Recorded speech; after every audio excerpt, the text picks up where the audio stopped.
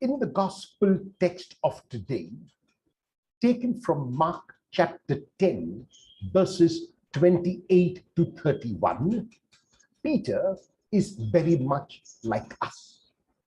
His relationship with Jesus, based on the questions that he asked, seems to be based on barter exchange.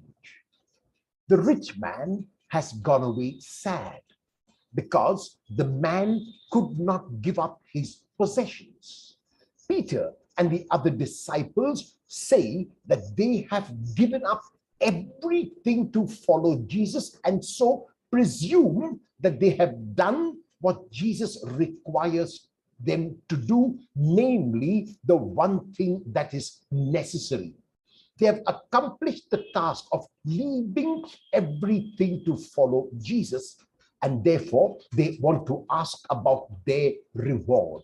We have left, Peter says, everything to follow you. We have not acted like the rich man. We have gone beyond even the commandments which we have kept, and we have even gone to what you prescribed, namely to give up whatever you have.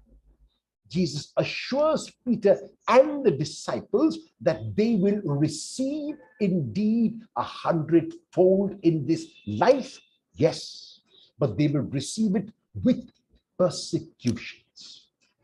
The larger majority of us, in our dealings with God, deal with God as a grocer. We make sacrifices and we expect God to reward us for those sacrifices. We do good and expect God to do even greater good to us because of the good that we have done. In this, we are very much like Peter. Is it possible for us to reach a stage like Jesus where we do good with no expectation whatever? Nowhere in the Gospels will you find Jesus telling people that he has suffered so much for them, that he has died for them, and so therefore he must receive a reward from God.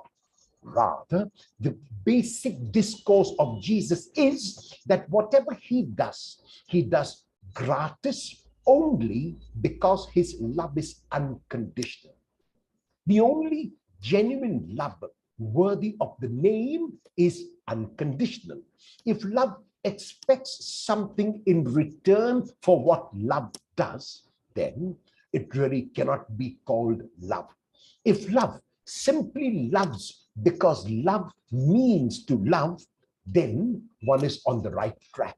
So even though Jesus responds to Peter's questions, telling him that he will receive 100-fold and the other disciples will receive 100-fold in this life and in the next life, eternal life, actually what he's saying is he wants to take them to a higher plane, the plane on which he is. He wants to take all of us to that higher plane. Is it possible to do good with no expectation? It is.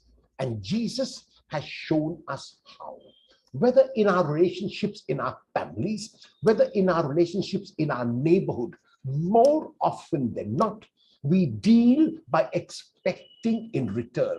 And the sad part is that when our expectations are not fulfilled, we get frustrated and upset, and sometimes we stop doing good.